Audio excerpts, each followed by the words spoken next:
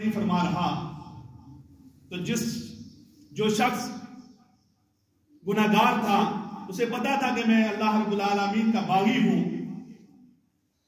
میں آپ کو یہ بتانا چاہتا ہوں کہ اللہ کی رحمت بہانے ڈھونڈتی ہے. کس طرح بہانے ڈھونڈتی ہے؟ وہ شخص جب موسیٰ علیہ السلام نے یہ اعلان کیا کہ ایک ایسا شخص ہے جس کی وجہ سے اللہ رب العالمین ہم سب پر اپنی رحمت کی نظر نہیں فرما رہے، تو اس شخص کو پتہ چل گیا کہ میں ہی وہ گناہگار ہوں، میں ہی وہ بدکار ہوں، میں ہی وہ ہوں جس کی وجہ سے اللہ رب العالمین ہم پر کرم نہیں فرما رہے، ہم پر رحمت کی بارش نہیں برسا رہے. تو اس نے دل ہی دل میں اللہ رب العالمین کی بارگاہ میں التجا کی، مالک میں تیرا بندہ ہوں، گناہگار ہوں لیکن تیرا بندہ ہوں. اگر میں آج اس مجمع سے اٹھ کر بھاگ چلا گیا تو سب کو پتہ چل جائے گا کہ میں گناہگار ہوں. اس نے دل ہی دل میں اللہ رب العالمین کی بارگاہ میں معافی مانگی تو اللہ نے اس کی معافی کو قبول کر دیا اور فوراً اسی ٹائم اس قوم پر بارش برسنا شروع ہو گئی ہے. تو موسیٰ علیہ السلام نے کہا کہ ہے مالک کیا ماجرا ہے؟ ابھی تو بارش نہیں ہو رہی لیکن تھوڑی دیر بعد میں اعلان کرتا ہوں تو تیری بارگاہ سے رحمت کی بارش نازل ہو جاتی ہے. یہ ماجرا کیا ہے؟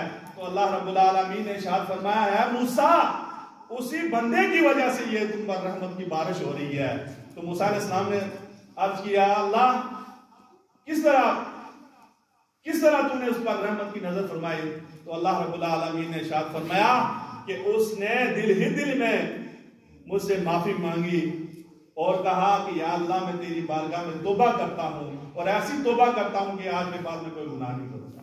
یا ایھا الذین آمنوا توبوا الی اللہ توبۃ نصوحا، کہ ایسی توبہ کی کہ اس کے بعد اس نے گناہ نہیں کیا. اور اسی کی وجہ سے اللہ رب العالمین نے اس قوم پر اپنی رحمت کی، اپنی کرم کی نظر فرمائی اور وہ قوم خوشحال ہو گئی.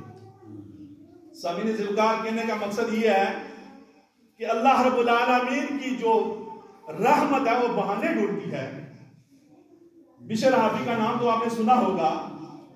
ابتدائی دور میں انہوں نے بڑے اللہ کی نافرمانی میں زندگی گزاری، لیکن ایک دن اسی مستانہ حالت میں جا رہے تھے تو رستے میں دیکھا اللہ رب العالمین کا نام نیچے پڑا ہوا تھا. انہوں نے فقط وہ نام اٹھا کر چوم کر اوپر جگہ پر رکھ دیا اور بشر حافی نے کہا کہ تمہاری یہ جگہ نہیں ہے، تمہاری کوئی اور جگہ ہے. اللہ رب العالمین کو وہ ادا اتنی پسند آئی تو بشر نے جو پچھلی ساری زندگی نافرمانی میں گزاری، اللہ رب العالمین اس ادا کے صدقے بشر کے سارے گناہ معاف کر دے اور بشر زمانے کا ولی ہو کے یہاں سے گئے.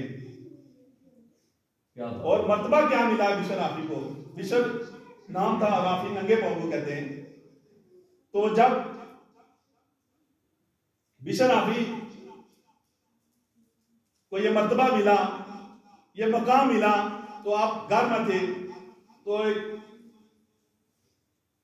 صدا دینے والے نے صدا دی کہ تجھے اللہ رب العالمین نے تجھ پر کرم کیا، تجھ پر مہربانی کی، تیرے سارے پچھلے گناہ معاف کر دیے. تو بشر حافی جس حال میں تھے اسی حال میں اپنے گھر سے نکل پڑے. ننگے پاؤں تھے، ننگے پاؤں چل پڑے. اور مرتبہ مقام کیا ملا ان کو؟ اللہ رب العالمین جہاں سے بشر حافی گزرتے اللہ رب العالمین جانوروں کو حکم دیتے کہ رستے کو صاف کر دو، میرا بشر آ رہا ہے.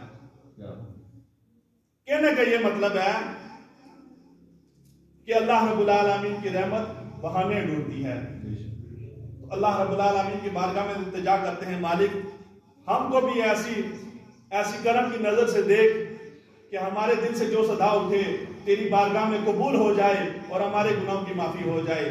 دعا کرتے ہیں اللہ رب العالمین کی بارگاہ لم یزل میں کہ مالک آج کی اس رات کی صدقے اللہ تعالیٰ ہم سب کے گناہوں کی معافی عطا فرمائے اور ہم سب کو اپنے گھر اور اپنے پیارے حبیب کے در کی حاضری نصیب عطا فرمائے. میں نے ایک حدیث پڑھی ہے، نبی پاک صلی اللہ علیہ وسلم فرمان ہے کہ من سبا نبی فقتلوہ، جو میرے آقا صلی اللہ تعالیٰ علیہ وسلم کی ذات پر انگلی اٹھاتا ہے، تاجدار ختم نبوت صلی اللہ تعالیٰ علیہ وسلم کی ذات پر اور شک کرتا ہے تو میرے آقا صلی اللہ تعالیٰ علیہ وسلم نے ارشاد فرمایا من سبا نبی فقتلہ، جو نبیوں کی ذات پر شک کرتا ہے اس کو کیا کرنا چاہیے؟ اسے وہ واجب قتل ہے، اس کو قتل کر دو۔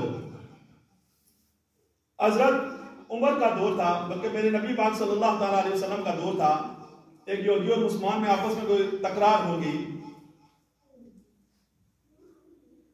نبی پاک صلی اللہ تعالیٰ علیہ وسلم کی بارگاہ میں چلے گئے، میرے آقا صلی اللہ تعالیٰ علیہ وسلم نے ساری بات سنی اور میرے آقا نے یہودی کے حق میں فیصلہ دے دیا۔ جب میرے آقا نے یہودی کے حق میں فیصلہ دیا، وہاں سے اٹھ کے وہ باہر آ گئے، تو مسلمان نے کہا کہ میں نبی پاک صلی اللہ تعالیٰ علیہ وسلم کا فیصلہ نہیں مانتا، آؤ عمر کے پاس چلتے ہیں۔ یہودی اور مسلمان دونوں عمر کی عدالت میں چلے گئے، عمر کے پاس چلے گئے۔ جب عمر کے پاس پہنچے تو عمر نے کہا کہ کیسے آنا ہوا، تو انہوں نے سارا ماجرا بتایا۔ یہودی نے کہا کہ آپ کے نبی نے میرے حق میں فیصلہ سنا دیا ہے، تو عمر نے کہا اچھا میرے آقا نے تمہارے حق میں فیصلہ سنا دیا ہے، تو عمر نے کہا کہ ادھر ہی ٹھہرنا، یہاں پر کھڑے رہنا، میں ابھی آتا ہوں۔ حضرت عمر اندر گئے، اپنی تلوار نکالی، باہر آئے اور اس مسلمان کا سر تن سے جدا کر دیا اور کہا کہ جو میرے نبی کے فیصلے پر میرا نبی کا فیصلہ نہیں مانتا اس کی ایک ہی سزا ہے، سر تن سے جدا ہے۔ تو آج کتنا فتنہ چل رہا ہے سرکاری طور پر بھی، اور کچھ ایسے لوگ ہیں جو میرے نبی پاک صلی اللہ تعالیٰ علیہ وسلم کی ختم نبوت پر ڈاکہ ڈال رہے ہیں۔